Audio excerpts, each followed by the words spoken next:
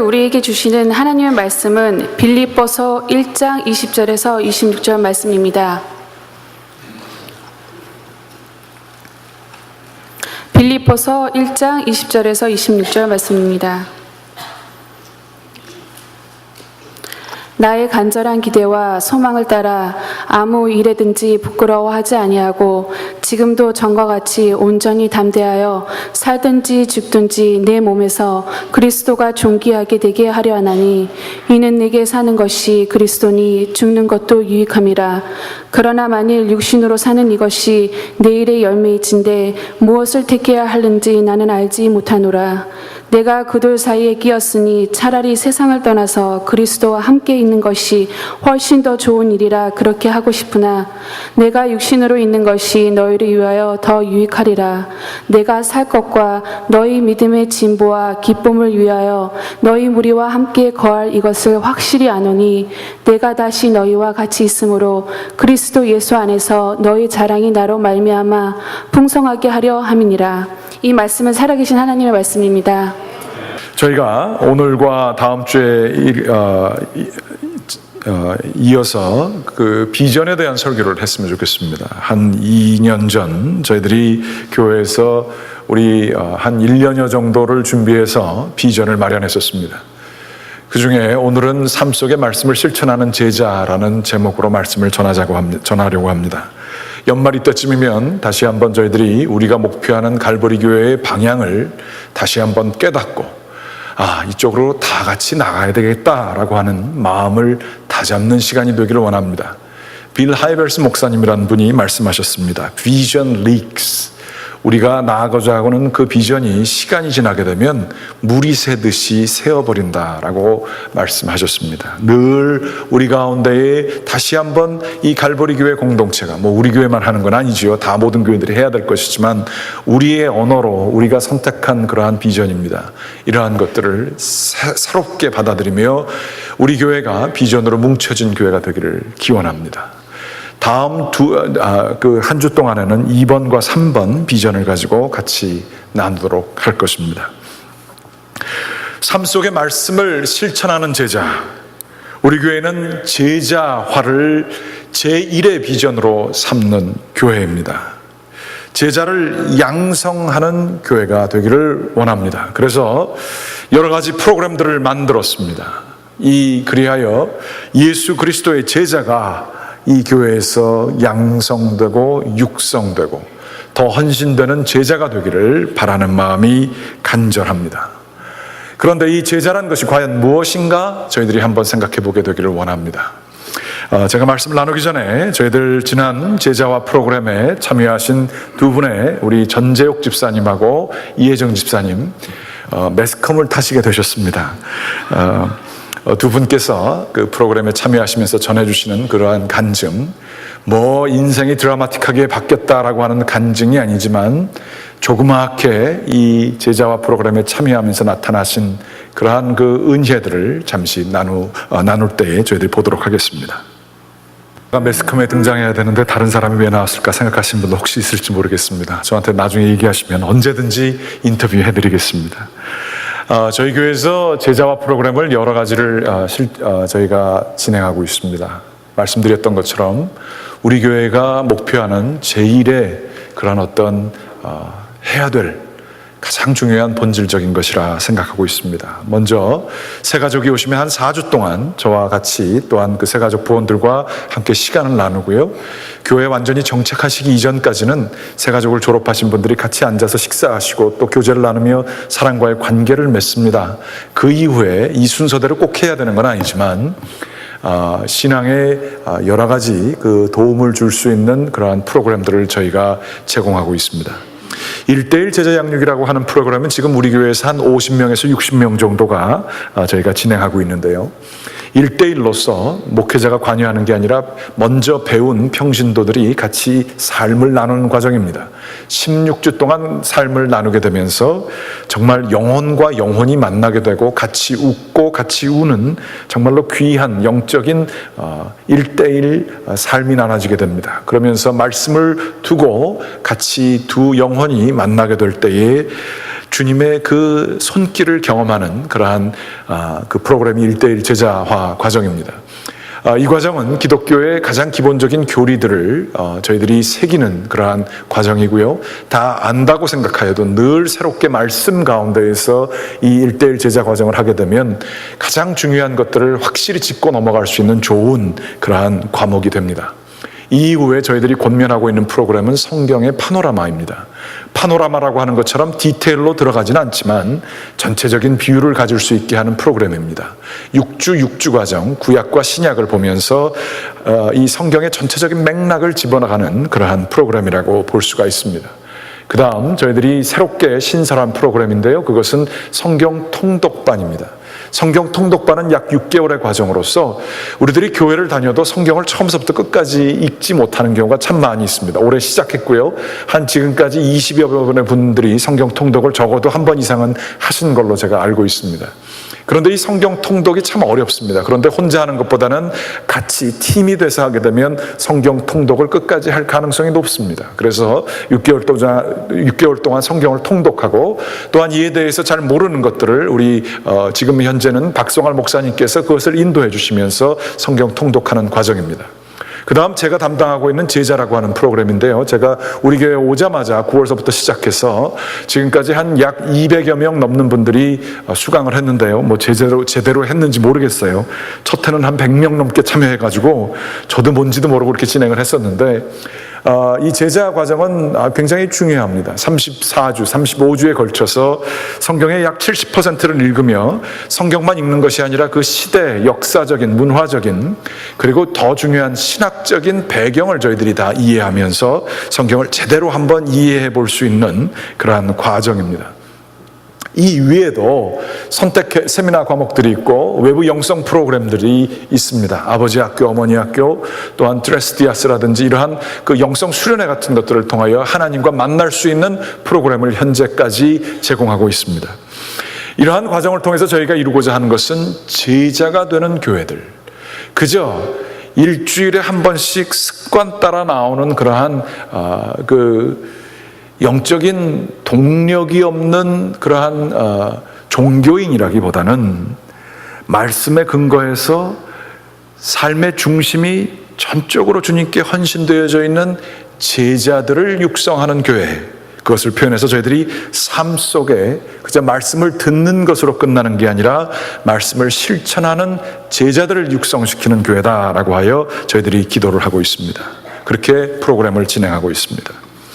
그런데 이 제자라고 하는 것이 무엇인가 다시 한번 저희들이 마음속에 새기기를 원합니다.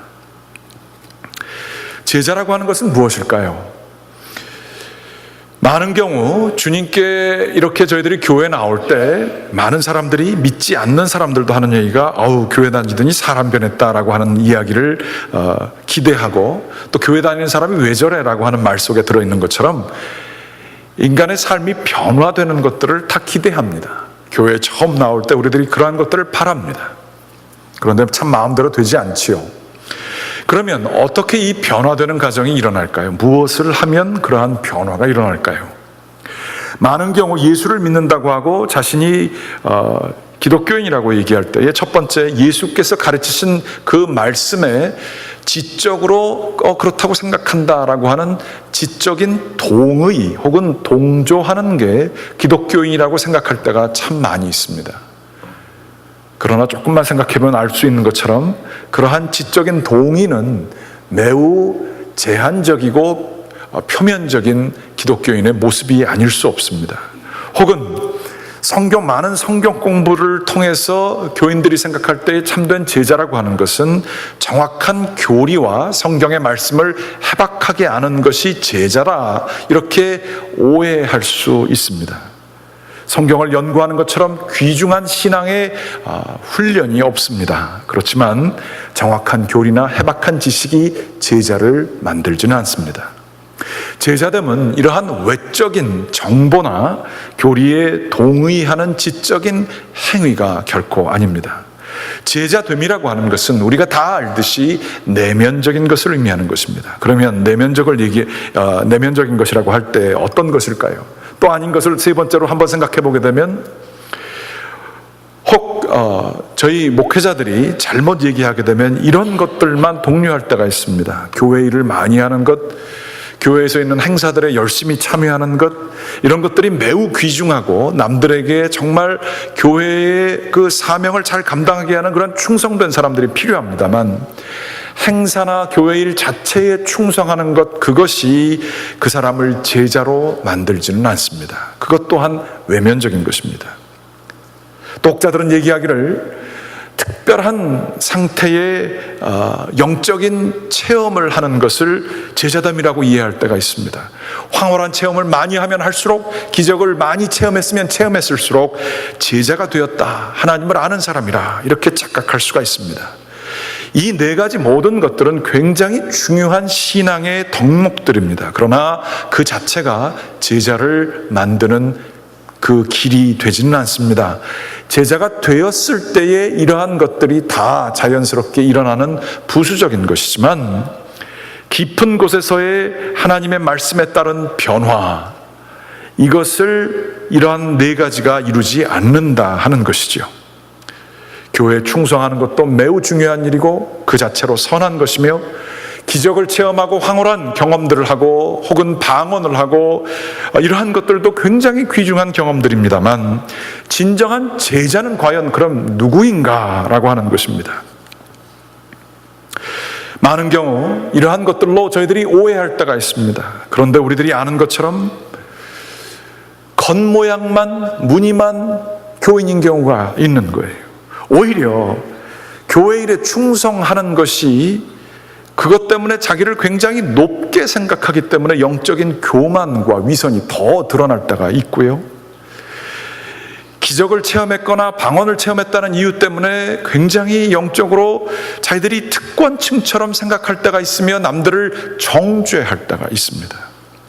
성경으로 해박한 지식을 가졌다고 하여서 언제 어디서든지 자신이 무엇인가 가르칠 수 있다라고 생각하는 리갈리스틱, 그러니까 율법주의적인 모습을 가질 때도 저희들이 있는 것입니다. 참된 제자는 그것이 아니지 않습니까? 참된 제자는 내면적인 면에서의 깊은 변화가 일어나는 것을 의미하는 것입니다. 우리들이 제자라고 하는 것은 깊은 영혼의 땅을 기경하는 것임을 기억해야 할 것입니다. 이것은 저희들이 많은 프로그램을 저희들이 제공하고 있습니다만, 제가 이렇게 프로그램을 많이 제공하고 있지만 이것을 제공하면서도 제 속에 있는 것은 진정한 제자화란, 이런 프로그램이 도와줄 수는 있어도 성령님이 하시는 것이다 라고 하는 확신이 있습니다. 성령님이 그 깊은 곳에 우리의 영혼을 만져주셔야 합니다. 하나님도 때로는 우리가 영혼의 키를 우리들이 잠가버리게 되면 하나님도 때로는 못 들어오실 때가 있어요. 사람 영혼 쉽게 안 변합니다. 사람의 내면 안 변합니다.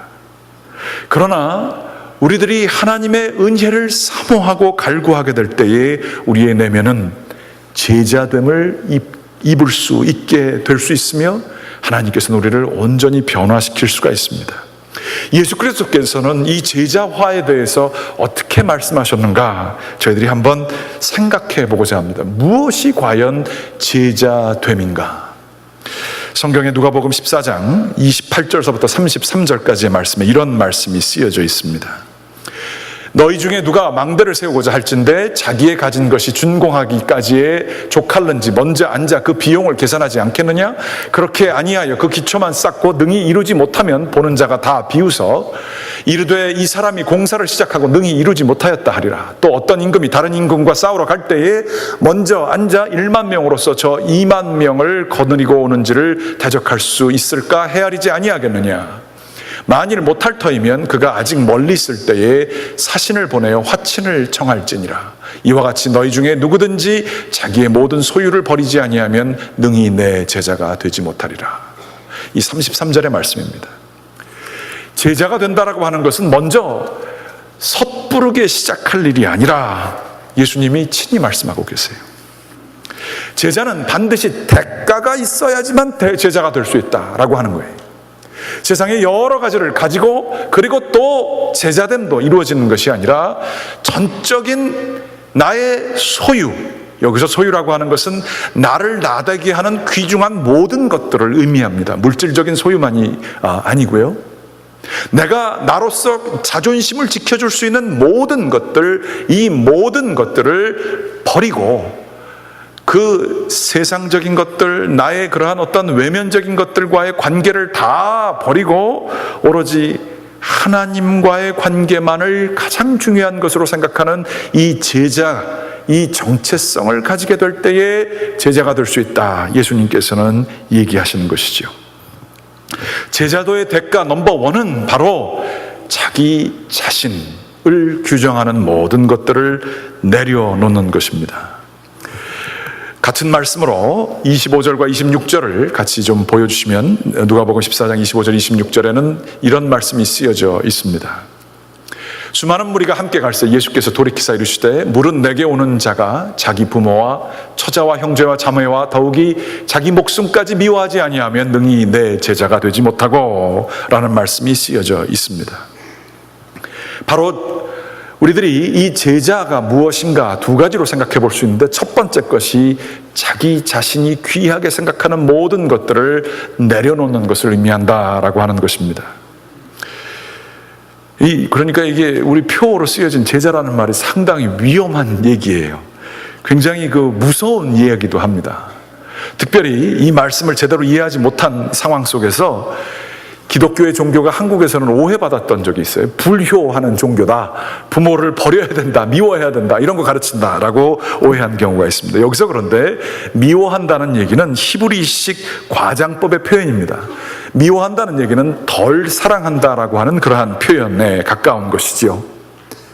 오히려 더 이야기를 하자면 참되게 부모와 처자와 형제와 자매를 더 사랑하기 원한다라고 하냐? 그러면 하나님을 더 사랑해라, 우선순위의 정확한 것을 만들어라 라고 하는 말씀이 이 말씀입니다. 바로 하나님과의 관계, 우리 주 예수 그리스도와의 관계가 최우선 것이 되어야 된다라는 말씀이 바로 여기에 나타난 말씀이지요. 마치 차를 운전하고 갈 때요, 다른 차들이 한 40-50마일로 이렇게 가는데 내가 만일 70마일로 가게 되면 다른 것들도 분명히 움직이고 있지만 그 모든 것들은 뒤로 처지는 것과 같습니다. 하나님을 가장 사랑하기 때문에 다른 것들을 뒤로 한 채로, 다른 것들의 관계를 우상화하지 않고 가는 것이 바로 제자와의 첫 번째 치러야 될 대가, 이것을 계산해야 한다라는 그러한 이야기인 것입니다. 그리스도를 향한 강렬한 사랑과 충성, 이것이 바로 제자와의 그러한 가장 중요한 내용이다, 이렇게 볼 수가 있습니다. 그러면 하나님 혹은 예수 그리스도를 어떻게 사랑할 수 있겠는가? 사랑이란 사랑하는 대상을 간절히 생각할 때에 더 드러나게 된다라고 하는 표현이 있습니다. 세상에 사랑하는 대상을 저희들이 이렇게 보게 될 때 세상의 모든 물질적인 대상들은 저희에게 금세 우리에게 깊은 만족을 주지 못하게 돼 있습니다. 그렇게 사랑했던 사람들도 죽자고 사랑해서 그랬다가 몇 년 뒤에는 죽이지 못하는 관계가 돼버리지만 않습니까? 그러면서 죽이지 못해서 죽지 못해서 사는 관계가 되기도 하고, 그렇게 좋아서 이렇게 바라봤던 그러한 집이 될 수도 있고 차가 될 수도 있고, 이 모든 것들은 저에게 참된 사랑을 가르쳐주지 못합니다. 그러나 하나님은 사랑이시고 그 사랑 되신 하나님을 알면 알수록, 그분에게 더 가까이 가면 갈수록 우리들은 그분을 더 알고 싶고 더 주님께 나아가고 싶은 이러한 분이 하나님이신 것입니다. 그래서 이 하나님을 더욱 사랑하게 될 때에 우리의 모든 관계들은, 나의 나된 것들이 제대로 자리를 잡게 될 수 있는 것, 이것이 바로 제자와의 과정에서 얻을 수 있는 축복이 되는 것입니다. 그러면 어떻게 하나님을 그렇게 사랑할 수 있겠는가? 장미꽃 향기를 맡으려면 반드시 우리는 감각과 마음을 최대한 온전히 꽃송이에 근접시켜서 거기에 집중해야 합니다. 가던 길을 멈춰야 하고요, 바쁜 것도 잊어야 하고요, 장미꽃 하나를 보기 위해서 우리의 모든 오감을 거기에 쏟아야 됩니다. 그리고 나서 장미꽃이 여기까지 피기까지의 과정도 상상해야 되고, 그 냄새를 맡으면서 그것을 인조이해야 하게 될 때에 그 장미꽃을 정말로 귀하게 여길 수 있습니다. 마찬가지로 보이지 아니하는 하나님, 또한 때로는 이해할 수 없는 하나님, 그런 하나님을 사랑하기 위해서는 그분에 대한 많은 이야기들과 성경 말씀이죠, 또한 그분을 사모하는 마음이 있고 거기에 집중하게 될 때에 그분을 더욱 사랑할 수 있습니다. 시편 16편 5절서부터 11절까지는 이런 말씀이 쓰여져 있습니다. 여호와는 나의 산업과 나의 잔의 소득이시니 나의 분깃을 지키시나이다. 내게 줄로 재어준 구역은 아름다운 곳에 있으며 나의 기업이 실로 아름답도다. 나를 훈계하신 여호와를 송축할지라 밤마다 내 양심이 나를 교훈하도다. 내가 여호와를 항상 내 앞에 모시며 그가 나의 오른쪽에 계심으로 내가 흔들리지 아니하리로다. 그 다음 19절, 이러므로 나의 마음이 기쁘고 나의 영도 즐거워하며 내 육체도 안전히 살리니 이는 주께서 내 영혼을 수월에 버리지 아니하시며 주의 거룩한 자를 멸망시키지 않을 것임이니이다. 주께서 생명의 길을 내게 보이시리니 주의 앞에는 충만한 기쁨이 있고 주의 오른쪽에는 영원한 즐거움이 있나이다. 우리 주님과의 관계가 즐겁고 주님을 깊게 사랑하는 이 단계, 다른 것보다도 세상과 나는 간 것 없고 구속한 주만 보이는 이 단계, 하나님의 사랑의 극대의 표현인 우리 주 예수 그리스도가 바로 나를 위해서 십자가에 못 박히셨음을 깊게 깨닫게 될 때 주는 그 영적인 축복, 그 기쁨, 세상에 풍파와 같은 많은 것들이 있지만 주님을 사랑하며 주님께 의지하고 주님께서 나를 계속 지켜주시라는 확신이 있을 때에 요동치 아니하는 나의 영혼, 이러한 주님을 바라보는 그러한 저희의 모습이 있을 때에 제자다, 이렇게 볼 수가 있습니다. 그러나 그 반대로 세상 일 때문에 자꾸 흔들리고요, 눈에 보이는 것 때문에 자꾸 요동하고요, 하나님과의 관계보다는 내가 원하는 이익이 내 마음의 모든 것을 자리 잡고요, 자기 자신을 비판할 수 있는 말씀의 권위가 없고 자기 자신이 거기에 온전히 빠져 있어서 헤어나오지 못하는 자기 자신의 욕망에 붙들린 단계, 이것은 그 내면이 제자라고 일컬을 수 없는 단계가 되는 것입니다. 제자는 바로 하나님을 최우선으로 삼고 사는 사람들인 것입니다. 하나님의 임재 앞에 있기를 즐겨하는 자들이 바로 제자입니다. 이 내면의 중심이 바뀌어야 하는 것입니다. 자기가 하나님의 말씀에 두고 내 영혼이 얼마나 세상 것에 붙잡힌 바 되었는가를 깨닫게 될 때 우리는 회개하지 않을 수가 없고요, 내 영혼이 얼마나 인간적인 열정과 세상의 그 안목과 이생의 정욕들을 따라가서 살았던가에 대한 깨달음이 있게 되는 하나님의 만남이 있단 말이죠. 그것을 알게 될 때에 회개하게 되지만 그 회개 속에 있는 참된 충만함과 기쁨이 있습니다. 이것을 누릴 줄 아는 자들이 제자입니다. 제자는 무언가를 하는 사람, 어떤 윤리를 가진 사람이 아니라 하나님 앞에서 하나님만을 경배하며 그 깊은 하나님의 임재 속에 빠질 수 있는 사람, 다른 그 무엇보다도 하나님과의 나누는 그 시간이 가장 즐거운 사람, 하나님의 그 영광을 누릴 줄 아는 사람들이 제자다 하는 거예요. 이 은혜를 누리게 될 때에 우리의 삶은 변화됩니다. 27절의 말씀에 이런 말씀이 쓰여져 있습니다. 제자와의 두 번째 모습입니다. 누가복음 9장 14장 27절 말씀에 이런 말씀이 있습니다. 누구든지 자기 십자가를 지고 나를 따르지 않는 자도 능히 내 제자가 되지 못하리라. 혹은 저희들 마태복음 16장 24절에는 이런 말씀이 있습니다. 이에 예수께서 제자들에게 이르시되 누구든지 나를 따라오려거든 자기를 부인하고 자기 십자가를 지고 나를 따를 것이니라. 이것은 우리가 늘 듣는 말씀이지만, 그러면 과연 십자가를 진다고 하는 것은 무엇일까요? 제자가 된다라고 했을 때 십자가가 없는 사람은 제자가 아닙니다. 누구든지 나를 따라오려거든, 제자가 따른다는 것이거든요. 자기를 부인해야 된다라고 하는 십자가의 흔적이 없는 경우는 제자라고 할 수가 없습니다. 그러면 이 십자가라는 것은 과연 무엇인가? 그것은 바로 자기를 부인한다는 것은 바로 하나님 나라의 통치에 역행하는 자연적인 자동적인 우리의 삶의 그 오토파일럿된 반응들이 있습니다. 이런 것들을 말씀의 권위 아래 놓고 그것을 깨는 훈련을 하는 게 바로 삶 속의 말씀을 실천하는 제자다라고 하는 것입니다. 우리는 세상의 풍조를 따라 살 수밖에 없는 그러한 영혼들입니다. 우리는 남들이 다 한다라고 하는 보편이 절대적인 권위를 쥐는 사회에서 살고 있습니다. 나 말고 다른 사람 다 하는데 나도 그거 해야 되지 않겠느냐라고 하는 세상의 풍조에 흔들리는 사람들입니다. 그러나 이러한 모든 세상의 방법들, 세상의 자연스럽다고 여겨지는 방법들, 이러한 것들을 노예된 상태로서 깨닫고 하나님의 말씀에 의해 그것을 깨는 것이 제자인 것입니다. 이거는요, 머리로만 아는 것 가지고는 되지 않습니다. 삶 속에서 의식적인 훈련을 통해 누구도 대신해 줄 수 없습니다. 자신이 힘들고 어렵지만 세상이 나를 붙들고 있는 것들에 대해서 이것이 나를 노예화시키는 것이다라고 하는 깊은 깨달음이 있고, 하나님께서 나를 여기서 구원하실 수 있다는 확신을 가지고 깨어나가는 사람, 이 내면에서의 영적인 싸움을 늘 하는 사람들이 제자라고 일컬을 수 있습니다. 그 중에 이 가장 중요한 것은 뭐냐 하면, 우리들이 자기 자신 속에 갇히는 때가 참 많이 있습니다. 내가 생각하기에 이것을 해야 한다라고 하는 것들에 우리들이 완전히 노예가 될 수 있습니다.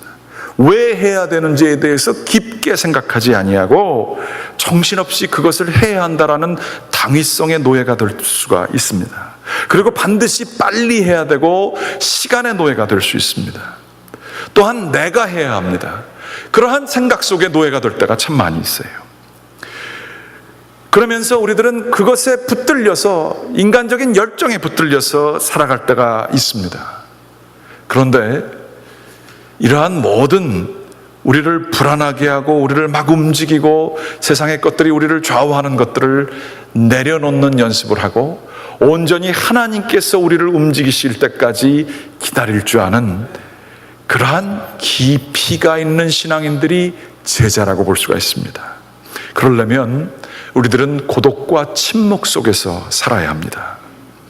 제가 성지순례 목회 단상을 거기 주보에다가도 썼습니다만, 제가 성지순례를 떠나기 전에 복잡한 마음들이 여러 가지가 있었습니다. 이것도 해야 되는데 저것도 해야 되는데, 또 이게 다 주로 교회에 대한 관련된 얘기죠. 제가 교회에서 일하니까요.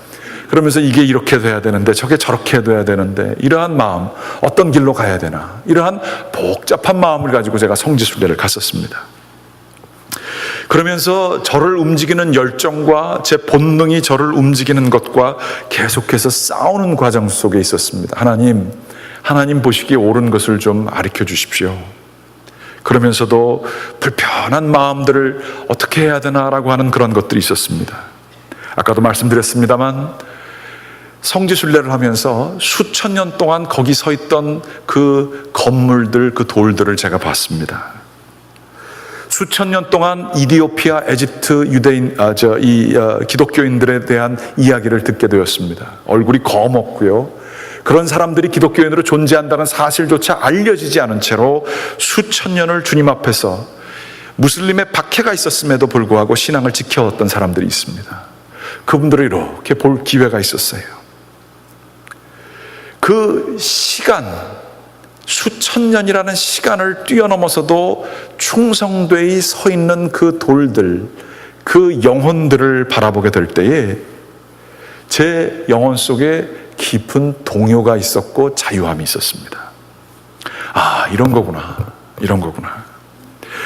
영원하신 하나님 앞에서 계속 머물러서 영원한 그 깊은 뿌리가 내려진 그 모습으로 서 있는 그러한 존재들을 대면하게 되었을 때, 제가 저 가운데 있는 조급함과 인간적인 열정과 영원하지 못한 것들에 천착하는 저의 모습을 발견하게 되었습니다.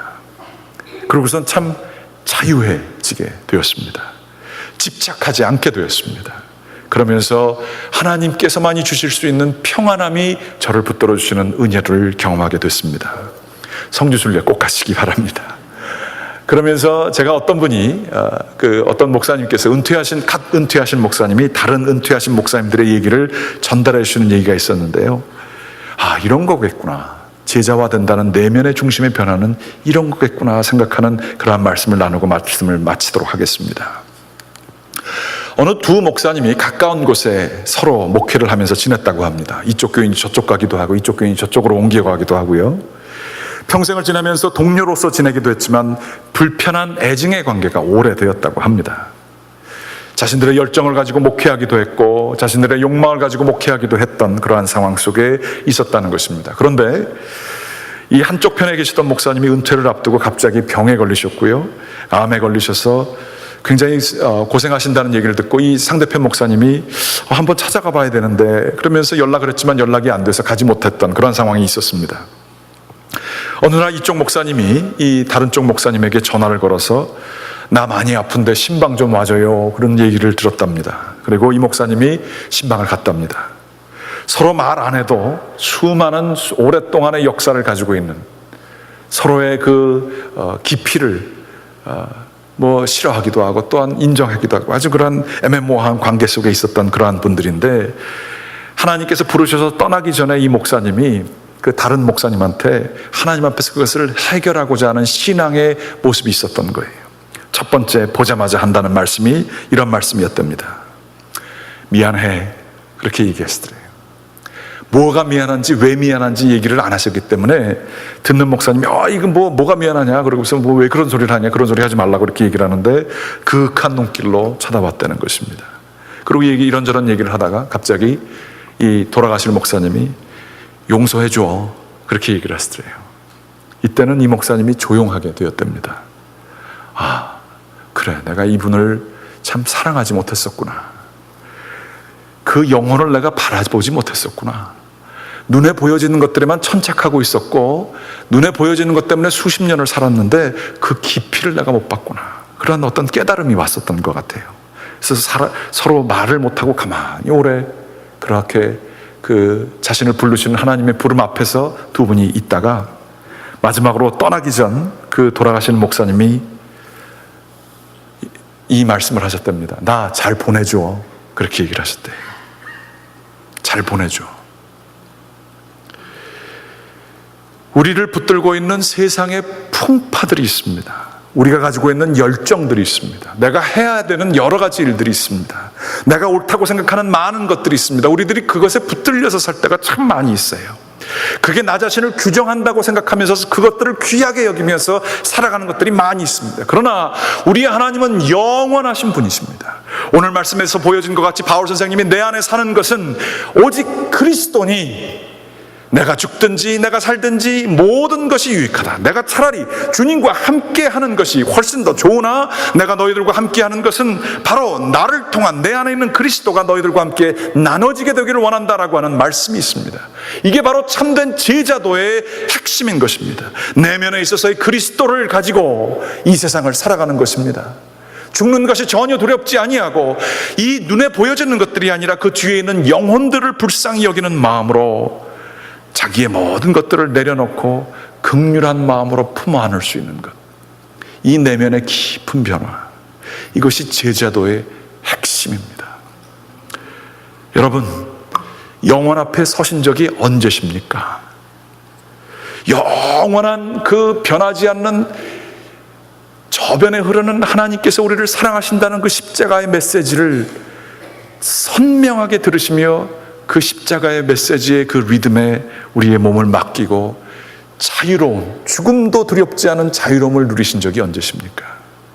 인간적인 열망과 우리의 정욕과 욕심에 의해 붙들리는 것이 아니라 하나님의 음성에 붙들린 바 된 적이 언제이십니까? 주님께서 우리를 참된 제자로 만드시사 우리를 텅 비게 하시고 그렇지만 거기에 충만한 하나님의 임재가 있고 우리를 자유하게 하시는 은혜가 참된 제자들이 자비와 긍휼을 알고 그 혈과 육에 대한 것이 아니라 그 뒤에 있는 세상의 권세들과 정사와 권세와 싸우는 참된 영적으로 깨어있는 제자들이 저희가 되기를 우리 주 예수 그리스도의 이름으로 간절히 축원합니다. 기도하시겠습니다.